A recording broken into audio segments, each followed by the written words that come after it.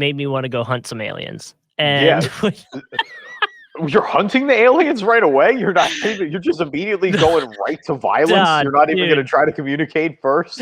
No, that music right there, we're hunting aliens. We're not even going to ask them if they're friendly. Oh, I didn't even, man, look at this. I have a ring light in here for all this good lighting stuff, and I haven't even used it. Here we go.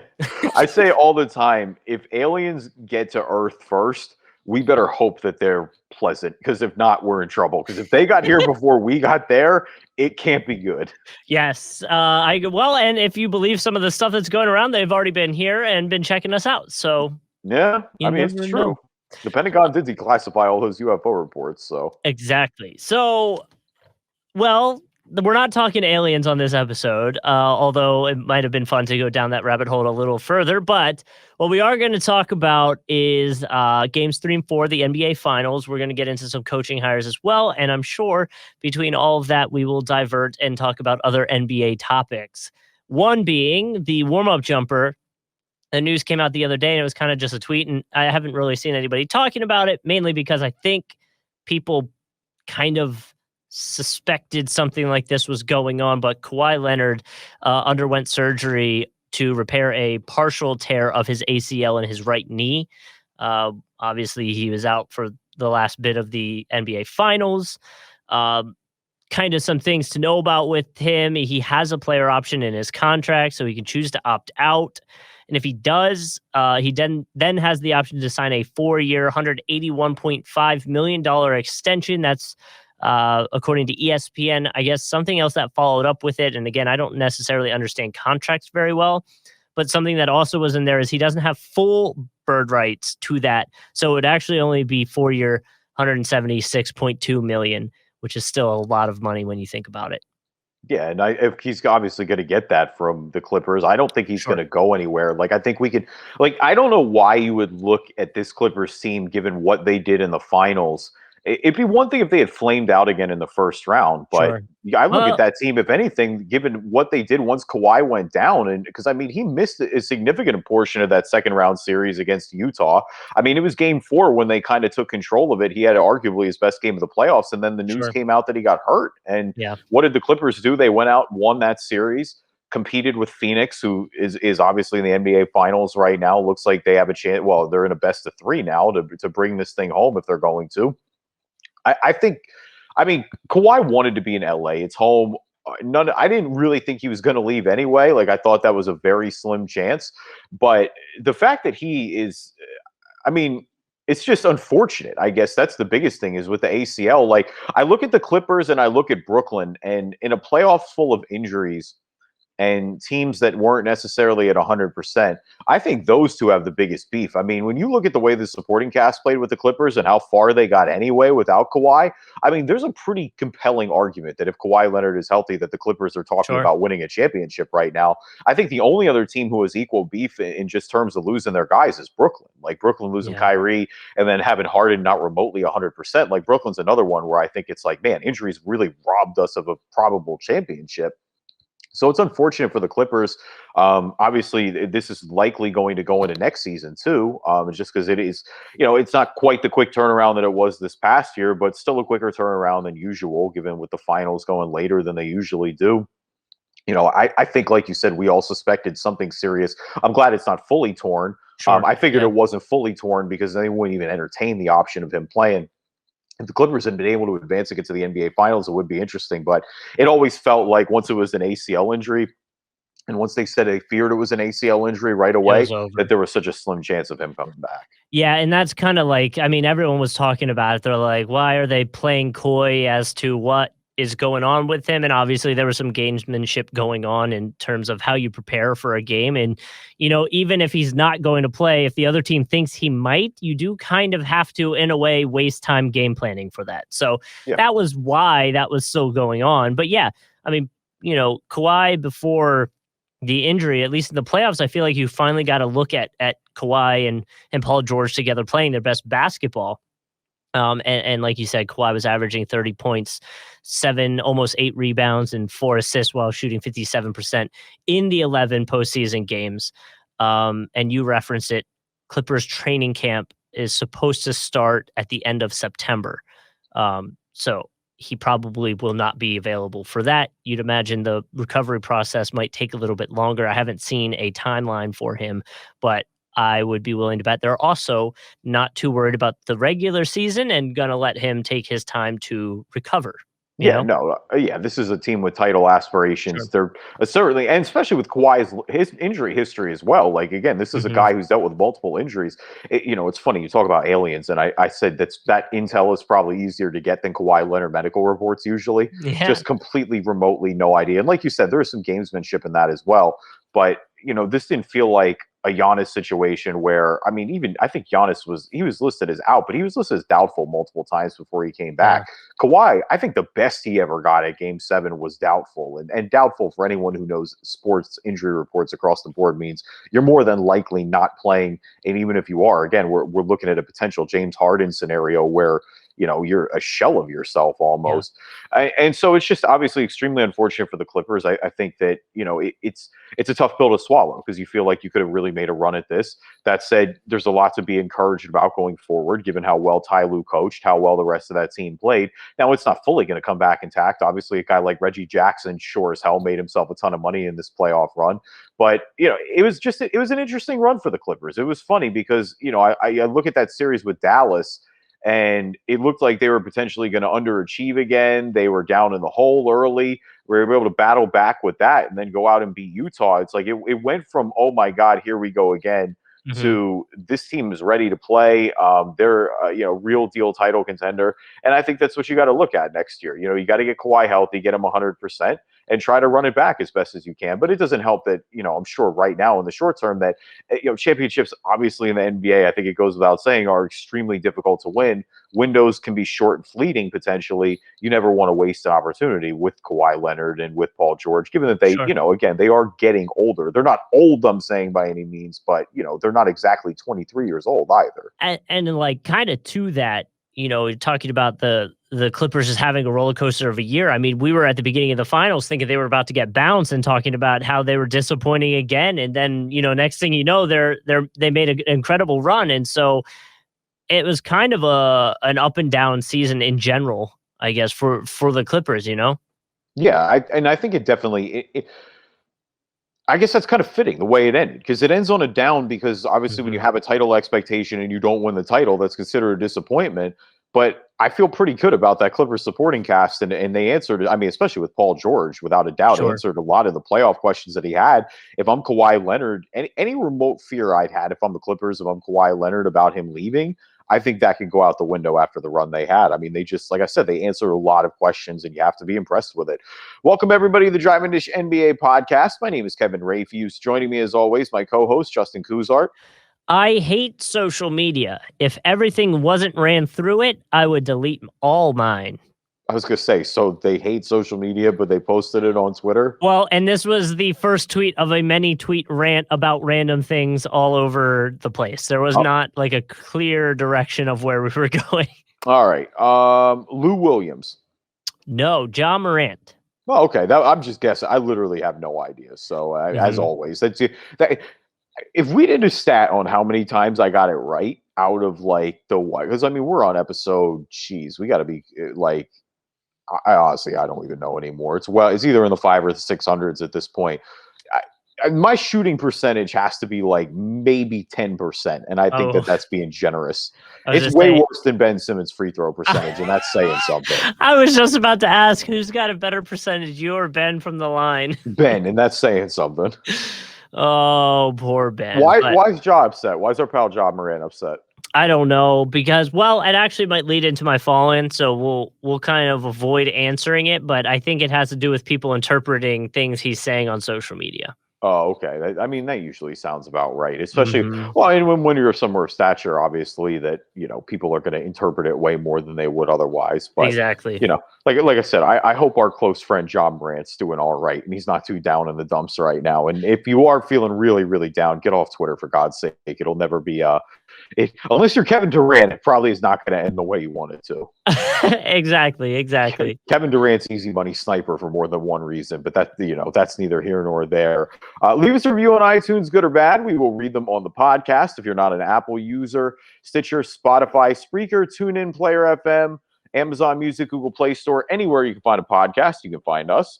Yes, and be sure to follow us on YouTube. We have a YouTube page now, if you didn't know, and it has our video versions of the podcast, and we kind of clip it out. So if you're like want to listen to us, but only want to listen to a specific section of the podcast, maybe on a specific topic, maybe like the final stuff, we'd prefer you to listen to the podcast because that's where we track numbers and stuff. But you can always find us on YouTube and watch the video version as well. Yes, sir. And now a word from our sponsors. So NBA Finals Game 3 and 4 head over to Milwaukee, and both games won by Milwaukee. I think the headline from Game 4, since that's like the most recent one that happened for us just yesterday as of recording this, I think the headline was Middleton beat out Booker in the game of 40-point games to tie it up 2-2. It was pretty wild, and I think I didn't necessarily expect it to go this way. I kind of expected the Suns to win at least one and then come back and win it in Phoenix. Yeah, I mean, if you go back to last episode, I mean, we didn't want to say it was over, but it essentially felt like it was over given the first two. And I remember how I felt after game 2 when Giannis gave them 42 points just on that injured knee. And you're like, oh my God, they still lost that game by 10 points. Just can they keep up? And the big story after game 2 is like, look, you got to get more out of Chris Middleton and you got to get more out of Drew Holiday. And that's really the big story here is they got more out of both of them. I mean, specifically, obviously in game 4 with Chris Middleton, 40 points, just going absolutely crazy. The game of his life, without a doubt. Giannis with 41 of his own in game 3. Chris Middleton had 18 in that game. Drew Holiday was really good in game 3. 21 points, 8 of 14 from the field. Excellent defense as always. Brook Lopez chipped in 11 points. Bobby Portis had 11 in that game. But so game 3 wasn't necessarily as much of a surprise. Like you knew the Bucks were going to come out desperate in game 3. Sure. Because if they go down 3-0, it's over. Like at that point, I know it's not fully over, but it's over if they go down 3-0. And you felt like with that crowd that intensity was there. So I guess that's the one that didn't necessarily surprise me. The big question would be game 4, because I think you and I agree that they had to win both of these if this was going to be a series. They had to go home and they had to win both of these games. And obviously mission accomplished. But to me, for all the, the one thing I talk about the Suns is the resiliency. No matter what happens, they always seem to punch back. And that looked like it was true for most of game 4. I mean, especially the shots Booker was making. I mean, Devin Booker, that third quarter with 18 points, but he was just absolutely phenomenal all around, finishing with 42 points, 17 of 28 from the field. And that was a tough, those shots were a high degree of difficulty. The offense was swarming on him, and he took over on a night when Chris Paul only had 10 points. When DeAndre Ayton only had 6, he was that dude, and it looked like coming off his worst game of the playoffs that he was going to carry them to game 4. And I kind of feel the way I did after Giannis in game 2. That's a tremendous missed opportunity for Phoenix. Sure. Well, and to that with Booker, I think a big part of the conversation too is he did that with no made threes. Like he didn't make a 3 in the game, which is so wild if you think about it. Really that's his bread and butter, and he was 0 for 3. But then just attacking, it was a ton of pick and roll. And I mean, we saw, for the most part, it was successful, but the clip that's going to be played for a while is the block that Giannis had on Ayton, which is what happened. Like that was a great way to defend that situation. Like they both he rolled and Booker went in and thought he had the room to lob it up there. And obviously Giannis was able to cover the ground. So, to that, it was working for the most part. It's just that one, that actual clip is going to be going around. And I actually grabbed some stats here. There was ESPN sent me all these stats, by the way. I guess I should give them credit. Chris Middleton, obviously setting a career high, playoff high with 40 points. Devin Booker had 42. Can you tell me the last, I guess, opposing players to both score over 40 in franchise history or in finals history? In finals history. Okay. I was going to say, because I remember last year, Donovan Mitchell and Jamal Murray had those games where they were dueling. The finals. In the finals. Well, they weren't on the same team. I was going to say, because LeBron and Kyrie had crazy stats in 2016. I don't know. I got to be honest. I have no idea. The last one was 2001, Iverson and Shaq. Wow. Okay, so we're going all the way Way back. Was back. that game one or was that no? Because Iverson was kind of bad in game one. Actually, They that's what's crazy. didn't. Because the step over was in game one, and the Sixers won game one, but Iverson was kind of bad until the end of that game. Eric Snow hit a couple clutch shots, but that's neither here nor there. But I'm a semi surprised that it's all the way back for 01. Especially given the more offensive era that we're seeing with the NBA right now. Um, Um. but yeah, I mean, talk about the game of Chris Middleton's Yes. life. Sorry, it was game one. Oh, it was game one. Okay, It so was game one. Iverson had 48, and Shaq had 44. Man, maybe I thought Iverson was struggling. Maybe it was down the stretch, but he didn't really have 48 in that first game in 01. That's what it says, 48. And Wow. then Dikembe Mutombo would have been number 2. Him and Eric Snow both had 13 points each. Mutombo had 16 rebounds.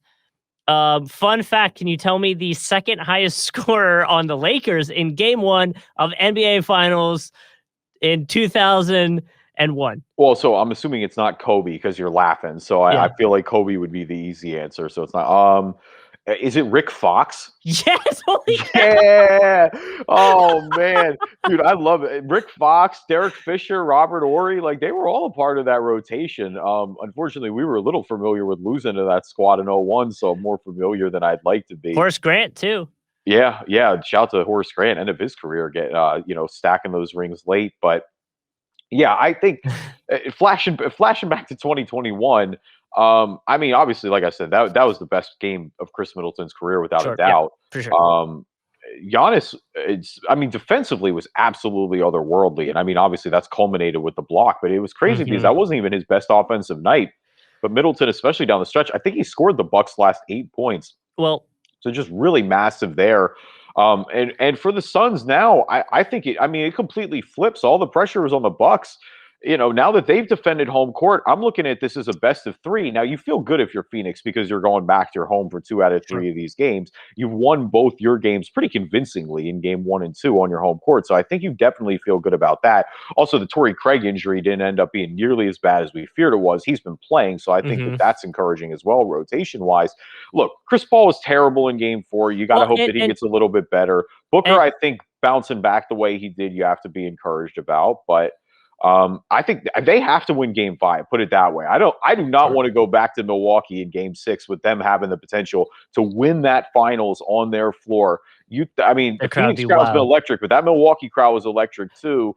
I think it's a must win for them. I still think they're honestly going to lose game 6 regardless. I don't see the Bucks going out on their home court. I think this probably, though, looks to be a 7-game series. It looks like it did when I thought that Giannis would be healthy. And that's what I'm still just stunned about is that, holy crap, Giannis is really healthy and playing at this level right now. Well, so I want to go back a second because you talked about Chris Paul. You talked about Giannis's defense. And I think a big part of, and you mentioned Drew Holiday, getting a lot out of Drew Holiday, and obviously it's going to be overlooked, but Drew Holiday is the main guy that's on Chris Paul. And Chris Paul, like you were referring to, having a bad few games, has 15 turnovers in the last 3 games, which is the most since 2018 in a 3-game span. So, while a lot of people will go to Drew Holiday's numbers offensively and say he's not playing well, because in game 4 was very not good. I mean, he was 4 for 20, 0 from 5 from 3.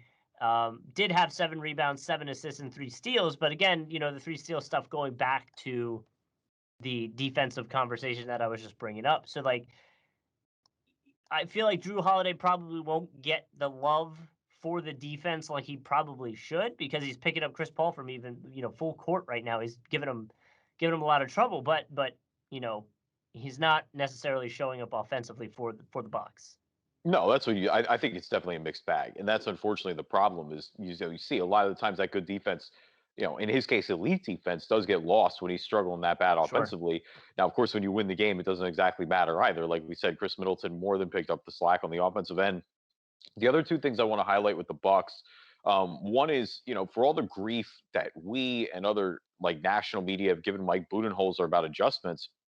I thought he did a really good job in game 4 in recognizing that, hey, Brook Lopez has not worked in this game. He worked in game 3. It's not working right now, and he got him out of the game pretty quickly. And so I thought that was a smart decision on his end. So you give, credit where credit is due there. The other thing is, and this is more of an eye test thing for me, but man, Pat Connaughton just always seems to be in the right place at the right time. And, it's not exactly like he's lighting it up there, but it feels like Connaughton is either making a hustle play or he's knocking down a big 3-pointer. Or it just whenever the Bucks need a momentum type play, it feels like Connaughton is a guy who can help swing that. I in flashback in game 2 where they lost, it felt like him and Giannis were the only ones who showed up to play, honestly. But that's what the Bucks are going to have to do. Is we've seen their guys, their role guys. Obviously I don't consider Chris and Drew just necessarily role guys, but I think with those two and with their bench, we've seen them play better at home really all throughout the playoffs. That's usually trends to be true with rotation guys.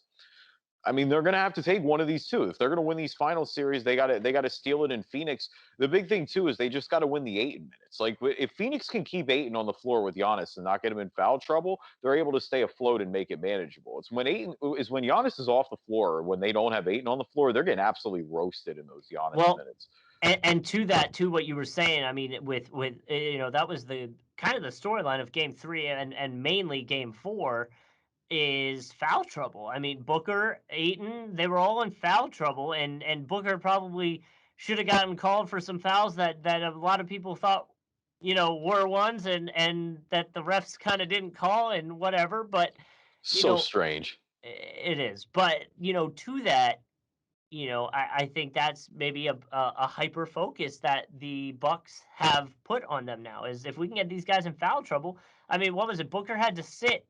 Oh shoot! Did I not jot down that Booker had to sit for like 5 minutes in the 4th? I think because of the foul trouble. If I may, he picked up his 5th with 10 minutes left in the 4th. Didn't come back till about 5 minutes and 55 seconds left in the game. So like, that is a huge opportunity. And to that, while we're just going through some of this stat stuff here, Middleton has now scored almost 500 points in the postseason, 496. Which is the second most by a player who was not drafted in the first round. Wow, Do you, by chance, know who the first person is? Is it Giannis? No. Oh, wait, no, not drafted in the first round. Yeah, obviously Giannis was drafted in the first round. 1981 was when this person did it. So 1981. Okay, well, who was cooking back then? Larry Bird was a first rounder. James Worthy was a first rounder. Magic Johnson was a first rounder. 81. Dr. J was a first rounder. No, I gotta be honest, I don't know. Moses Malone. Moses Malone was a first rounder? No, I'm actually gonna pull him up, see now in his draft. Wow, I thought for sure he was a first rounder. So it says round 3. So extra ridiculous. Yeah, extra out there. So yeah, drafted in 1974. Yeah. Okay. Well, shout out to Moses. Obviously, one of the best players of all time. And to put it in perspective, so Middleton's doing what he's doing now at 496 points. Malone, after it was all said and done, 562. Yeah, so I mean, it's not out of reach for Middleton to potentially get there. I mean, you got a few more games, but still, I mean, 562 is a lot. Well, and you got to assume the Bucks are going to be in the playoffs too, or is this for one specific run? This is in just the postseason. This postseason, he's had 496 points. Chris Middleton. Gotcha. Okay. I mean, you've only got really. I mean, if the Bucks are going for it, I mean, we're going 7 games in theory, or 6 games in theory. So 2 more at least. Oh yeah, at least 2. I mean, speaking of basketball history too, it was really cool to see Kareem Abdul-Jabbar and Oscar Robertson in the building. Obviously, both a part of the last Bucks championship team in the 70s. Especially with Kareem, it didn't necessarily end super well in Milwaukee. So it's cool to see him come back, embrace that part of his career, and again, get love from the fans as well, who, again, he was the last one to deliver that franchise a championship. So basically, as I take a step back and just look at the finals as a whole, like, I just think there are 2 ways this is going to play out. I think Phoenix is either going to win this in 7, and that's my gut prediction. Is I still think Phoenix wins in 7. I'm hard pressed to pick against the team on their home floor. Sure. But I think Phoenix has to win Game 5 in order for that to happen. If Phoenix loses Game 5, I think the Bucks win in 6, and I think they close out on their floor. And I mean, give the Bucks credit. Like I said, I thought they were dead in the water. They stole all the momentum back. Like the pressure's not on them in Game 5. Now it's a pivotal, crucial game, obviously. But worst case scenario, you're going back to Game 6 with a chance to tie it on your home court and force a do or die Game 7 and just see what you got. If Phoenix loses Game 5, they're going to really have to dig deep and pull this out if they're going to win this series. I agree with you in that all the pressure is on Phoenix, but I think I still have this feeling that Phoenix is going to get it done. But I'm in the camp with you. Is like I feel like it's probably going 7. I mean, what asked me last episode, I was like, man, I was thinking there might be a sweep in the books, Oh yeah. and here we are. So.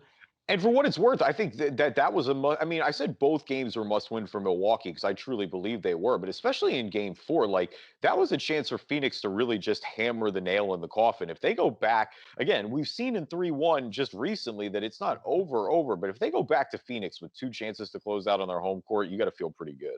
Yeah, no, I completely agree with you. So. So definitely a missed opportunity, and we'll see how it affects the series. Again, I'm classic NBA scheduling, nothing like 3-day breaks, at least with this time they're traveling, but nothing like a 3-day break between games 3 and 4 Well, when they're in the same city. And I know we're going to get into talking about this in a little bit because I have it for one of my Ballin' and Fallens, but God forbid during the traveling somebody gets sick.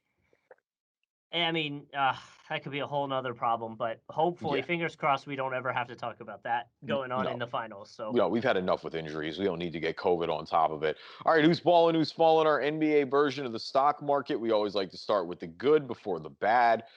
So balling, excuse me, for me this week. It's a 5-part, or I guess it's 5 people that are balling here, but it's all related to the same theme. So congratulations to Kareem Abdul-Jabbar, who we previously mentioned, Dirk Nowitzki, Kevin Durant, Luka Doncic, and Candace Parker, who will all be featured on the NBA 2K cover this year. The one cover is the Legends cover, so you've got Kareem, you've got Dirk, and you've got KD.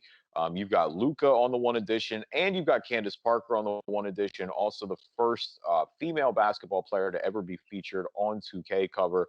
So a little bit of history there. No complaints with anybody that's being featured. Definitely all worthy candidates. So I have a few thoughts. First, did you see Dirk saying that Luka's better than he was at that point in his career? Yeah, which I mean, I agree maybe at that point in his career, but I mean, Dirk said that he was better than any point of his career. And it's like, Dirk, you won an MVP and you carried a team to a title victory. Like, I understand that Luka's insanely gifted, and I do think he's going to be that good by the time it's all said and done. But it's like, hey, listen, Dirk, don't underrate yourself a little bit here, guy. Like, you're a first ballot Hall of Famer in your own right. Let's not do that just yet. It's like, come on, bro. Let's be good. Secondly, and this is just kind of a thing that I've had beef with in general for video games is nobody buys the hard copies anymore. Yeah. So, I mean, it's true. I mean, and that's no discredit to anybody that's on anything. I'm just saying, like, you don't have a physical copy anymore. So, I always wondered how that was going to go and what would be the next thing for like the Maddens, the NBA 2Ks, what they're going to do for that to still be like the crazy honor. And obviously when the game opens up, it'll be themed and you'll see them. And so that'll be really cool. But from like the actual having a hard copy thing, like nobody buys that anymore. Like the only people I know that buy it was our coworker Tank bought it when Mahomes was on it. Like when your team gets on it or your player gets on it, maybe you buy it. But I mean, that's not.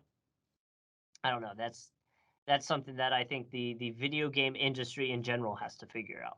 Yeah, I mean, like you said, I mean, you see it digitally when you open it, when you boot up the screen and things like that. But the game has changed. We certainly come a long way from cartridges. There's no doubt about that. And half the time, if you have the right service, you don't even have to pay for games. So, I mean, Netflix is literally about to have gaming systems or games next year that you can stream games. So, we'll see where all this goes. Yeah, they're really going full circle because, I mean, remember when Netflix sent video games out as well. So, yeah, right. We're all over the place. So, my ball-in is going out to Devin Booker because I got all these stats and I got to at least justify using them at least once. Devin Booker is just the 5th player in the last 50 finals with a 40-point game before turning 25.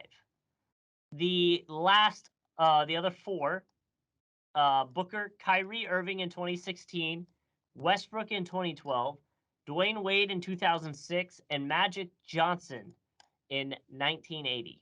Yeah, I mean, like you said, historic company right there. Not bad at all.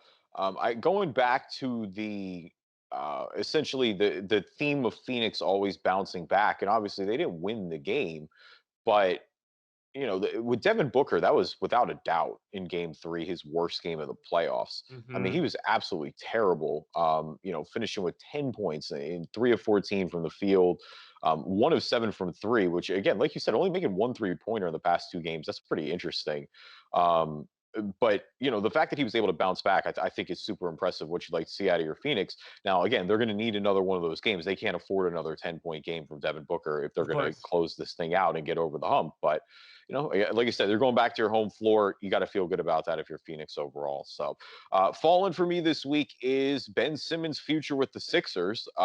Shams for the first time bombing away this week and saying that the Sixers have had active conversations with multiple teams about Ben Simmons, what his value is at this point. A couple of key takeaways. One is that the Sixers are not going to move him for anything less than an all-star, it seems. His value is good around the league. It hasn't totally tanked maybe the way that we feared it would after the playoffs. But I guess really the most interesting and the biggest takeaway for me is that apparently Ben Simmons and Joel Embiid have never been closer off the court, which that was always kind of your worry. Is it didn't seem like they liked each other on the court, and that's to me, if anything, that was the bigger worry about if you were going to pair them long term. Was can they coexist enough? Now here they're fine off the court, but I think it's pretty telling when they have a tighter relationship than they've ever had, and we're still kind of moving on anyway here. And I think. Listen, I think it's still a long way to go. I don't think they're just going to willy-nilly trade Ben Simmons, but I think it's a real possibility. I don't think Shams is also the type that's just going to report that without saying anything. They say Ben is willing to improve. I think Ben's camp is going to say that no matter what. It's going to be an interesting offseason, but regardless of how it goes down and what it means for Ben Simmons' future, this is the first real sniff that we're saying, hey, it may not happen in Philadelphia. Well, and when do you think, timeline-wise, would be the chance to move him or the best time to move him? Probably sooner than later. I think around draft time is realistically what's going to happen. I mean, I don't think the Sixers need to rush anything just because realistically, like if the Sixers were in a situation where draft capital was important, then it'd be a different scenario. But we've talked before about how when you've got Joel Embiid in his prime like this, you're in a win now scenario situation. Like you're trying to instantly make this team better. So I think a lot of the guys you'd be looking at trading for are already on rosters. And so you can kind of start to hammer some deals out. I still think Portland is the logical destination. Obviously, me as a Sixers fan with the Homer hat on, if they can pry Dame, I think that's best case scenario. But I think just having the option of making a deal around CJ McCollum and other players as well, like there's just actual fits there where some of the teams mentioned, like I see the Warriors keep getting mentioned. I have no idea what the Sixers or what the Warriors have that the Sixers have any remote interest in, unless the Warriors are suddenly trading Steph Curry. And if that happens, I mean, there's probably a better chance of a meteor plowing into the planet tomorrow than Steph Curry getting traded right this second. So, I'm not exactly going to hold my breath on that one. A couple of other teams have been interested as well. The Timberwolves, there have been some Toronto discussions apparently as well. So we'll see what happens. I don't think Daryl Morey is going to move him hastily, but if there's an all-star opportunity out there and you can get a player that helps instantly, I certainly think you have to strongly weigh it. Yes, I agree with you, but again, like you were saying, like if their expectation is a star player for it and you're not getting those offers, then don't move them. Don't settle, essentially. Yeah, don't trade him for peanuts and then regret it down the line either. Like you are in a situation where if his values, like there's a lot to like about Ben Simmons, and if he truly gets better, there's a lot to like about Ben Simmons. That's just going to be the big question. Like we said, how much time do the Sixers have to gamble? This was the year where it's like, hey, it didn't work. There wasn't an excuse like there was the past 2 years. Like this was a pretty damning run. It's hard for me to just forget about those last 4 games against the Hawks. Like that pretty much sticks with you for a while. All right, who is fallen for you this week? Falling for me, speaking of the Hawks, it's going to be Ja Morant and Trae Young. Okay. So Ja Morant tweets the other day. Wasn't hitting me up before. Don't hit me up now. ... I'm cool. Trae Young posts a video of Isaiah Thomas talking about being left off the Dream Team. Mm-hmm. Obviously, these are in responses to USA Basketball having to replace guard Bradley Beal on the Olympic roster because he is entering health and safety protocol. Trae's angle is probably because his former coach is assisting Greg Popovich on Team USA, so that could be a little bit awkward. But do you feel like these two, like this could be your chance to play for the USA Basketball team? And in a way, and I don't want this to be misinterpreted, but in a way, you're throwing it away for pettiness, kind of. Yeah, I think if they get their call, they're both going. Put it that way. Yeah. Like I thought this was going to be scrimmage related because we talked about Team USA last week and said they were going to beat everybody, and they got smoked by Nigeria. Right. And who else beat them? They just beat Argentina. Who was the second one they lost? Oh, Hold on, I'll pull it up. Team USA. Hold on. why am I blanking right now? I'm drawing a real bad blank. It wasn't Australia. They're supposed to play Australia, but that may not happen now because of COVID. Jeremy Grant is also in COVID They protocol. lost to Australia. Apparently. Oh, they did lose to Australia. Yeah. So I guess they were playing Australia again. So they lost to Australia and they lost to Nigeria. They did end up bouncing back against Argentina. And again, these are exhibition games, so I don't think it's time to hit the alarm just yet. But I mean, that's certainly concerning. And now, like you said, you're going to be replacing Bradley Beal. Jeremy Grant's in the COVID protocol. He did not test positive for it. That is the one thing we've got confirmed out of that. But yeah, there's certainly a little bit of a cause for alarm. I don't know that they have a true point guard. I think that's one thing that the team is definitely missing. And other than Draymond, they don't necessarily have their a true rim protector like that. The other thing is Team USA, and Bradley Beal, I guess, is not playing now, so it's irrelevant. But there was a report that he and Tatum were struggling to adjust to FIBA rules, and it's just like, guys, stop playing. Like that's the kind of the problem with the NBA and what we've seen with officiating sometimes. It's like, yo, just go play basketball. Like, stop trying to draw touch fouls all the time. Don't jump into shooters. Like, I know that that's the NBA rules, but I kind of want to see more of these FIBA rules adapted to the NBA. I think it's a better product overall for viewers. But it's kind of one of those things where it's like, what adjustment is there to make? Just go play basketball. Like, you guys are the best players in the world. Just go play the game. This shouldn't be too much of an adjustment. I know it's a little bit different, but it's like they're asking you to totally play a stylistically different game out here. Right, like just go play basketball and everything should be fine. I mean, there shouldn't be much. I mean, yeah, there's a few different rules and a few things here and there, but it shouldn't be much of a learning curve, you know? No, not remotely. I do think Ja Morant and Trae Young, if either of them get the call to replace Bradley Beal, will be going to play in the Olympics. Though I got to be honest, the Olympics are kind of a mess right now. I'm not gonna lie. I mean, Japan doesn't have fans in the stands. Tokyo's in a state of emergency. I mean, plenty of athletes have opted out and just said, hey, it's not worth it. We're not going. They're essentially on lockdown. So it's going to be very strange as it is. But essentially a mini return to bubble ball.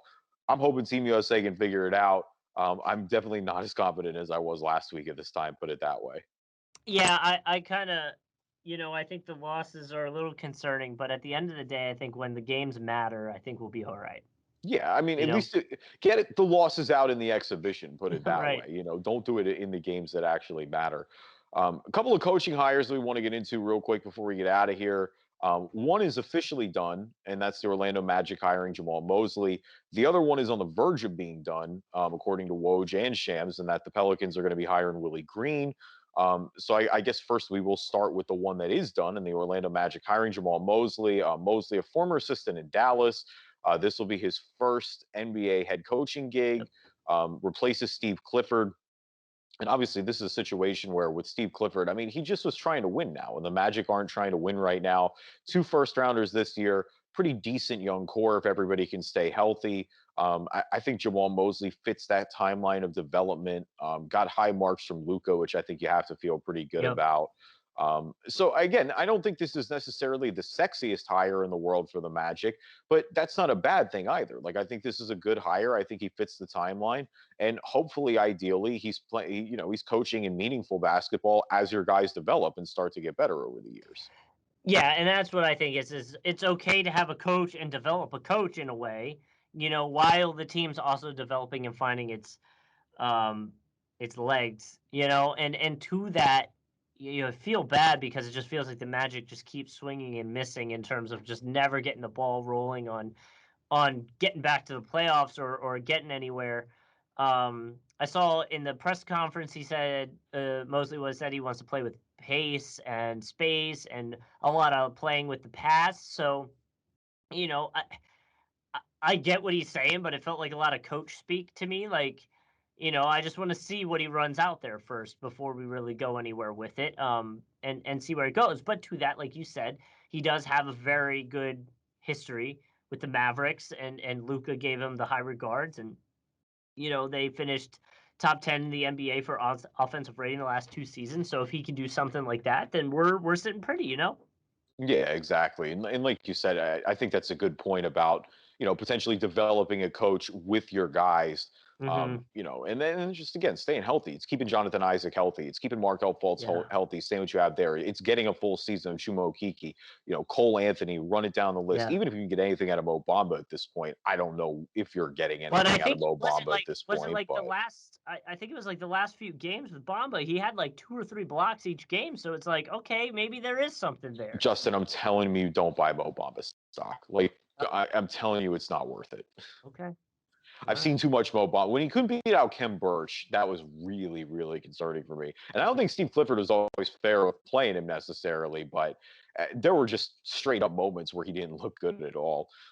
With the Pelicans for Willie Green, I mean, shout out to Willie. It's crazy with the players that are starting to become coaches, just because I remember Willie Green playing for the Sixers. He was there for quite a while, from '03 to 2010. A couple of years really bouncing around. He's with the Hornets, he was with the Hawks, 2 years with the Clippers, and then finished his season with the Orlando Magic. He's been an assistant in Phoenix, so obviously in the finals right now. Has ties to New Orleans, did play there for a season. Again, I kind of feel like the same way that I do about the Orlando hire with Jamahl Mosley. Like, it's not necessarily the sexiest hire in the world.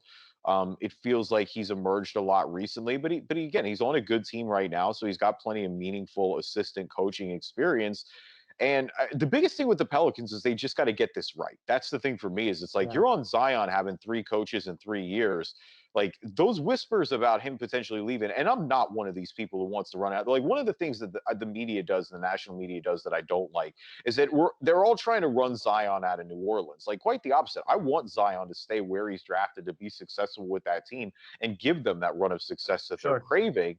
I do think that they need to nail this hire, or those whispers may actually start to get some smoke to them a little bit. Like, especially with young guys, the most important thing is consistency, and there just hasn't been any in the first 3 years of Zion Williamson, not to mention the others as well. I mean, depending what happens with Lonzo Ball, Brandon Ingram's still there as well, still plenty of potential with him. So, hopefully, if you're the Pelicans, that you could finally get some stability on that front with Willie Green, because they've just been craving it for a second now. And Stan Van Gundy obviously didn't work out after only 1 year. Well, and I feel like, between the two, right, with Mosley and Green, like I feel like Green's gonna have more pressure to succeed quicker. Obviously, like with the Zion thing, like you were saying. But to that, I mean, he has history with Kerr and the Golden State Warriors back in 2016, and got 2 titles, I believe, with them, and then moved to the Suns, and now we're seeing success with the Suns. So it's like he does have some successful moments and spots in his resume that make you excited for this. So to me, I mean, I like the idea, but it is one of those things where it's like Green is coming in and the expectations are going to be, yes, you'll have a little bit of wiggle room because it's your first time and you're a younger team, but I think it's still going to be very like, all right, we need to start performing like now. Yeah, no, I mean, no doubt about it. I mean, much higher expectations than Orlando, because they already have some of the pieces in place. Yeah. Like, where some of these teams are still figuring it out. I think with New Orleans, I mean, there's already a superstar potential talent in Zion on the Yeah. roster. Brandon Ingram is no exactly slouch either. I mean, he's an all-star level talent in himself. So Mm-hmm. yeah, I agree with that. I think there's definitely a little more pressure to win in New Orleans, just like I think it's on them to nail this hire right. I mean, the other good thing too is, like we said, Willie Green is going to get listened to by the players. Like that, it's one of Mm-hmm. those things things, like he'll have the respect having had a long NBA career. I mean, like we said, he played 10 plus years in the league. So if nothing else, he'll be able to relate to these guys, which I think is important as well. And we'll see. This is the first head coaching job for him. We're going to see what the expectation, or like I said, the expectation is a little bit higher in New Orleans. We're going to see if he's up to the job. The last vacancy that's really out there at this point now is Washington. Wes Unseld Jr. has been the name that's emerged among others. Like there's nothing formal there at this point. He was a name that had floated around a little bit for the Orlando job, but that's something we'll talk about on next episode as they fill Scott Brooks' vacancy there and decide what they want to do, what direction they want to go in. But I think that's definitely a name to keep an eye on here over the next few weeks and really until we get into next episode. But in the meantime, thank you everybody for listening to this episode of the Drive and Dish NBA podcast. We appreciate you guys as always. Like we said, finals at 2-2, definitely exciting. We were worried that this was going to be a quick series. Instead, it looks like now we may be going the long haul. So at Game 5, we'll be playing, this episode is dropping. It'll be dropping ahead of Game 5. So I would say we'll likely be back after Game 5 or Game 6. But in the meantime, thank you guys for listening to this episode. Keeping an eye on Team USA as well. We'll start to hone in on draft prospect talk a little bit as well as the NBA draft gets closer over the next couple of weeks. But of course, all eyes on the finals right now. We'll see what can happen in a very intense pressure-packed Game 5. Leave us a review on iTunes, good or bad. We will read them on the podcast. If you're not an Apple user, Stitcher, Spotify, Google Play Store, Amazon Music, Spreaker, Player FM, TuneIn, anywhere you can find a podcast, you can find us. Yep, and follow us on YouTube. You just got to find us, just search Drive and Dish NBA. You can watch a video version of the podcast. And this one will look a little bit different because, well, we were running into some stuff. Yeah, we basically recorded this on 2 separate apps, but it's recorded and it's there. So we're going to do a little bit of surgery to paste the video together. The audio bit will be fine. It'll be like you never knew anything. But yeah, appreciate you guys. Subscribe to the channel.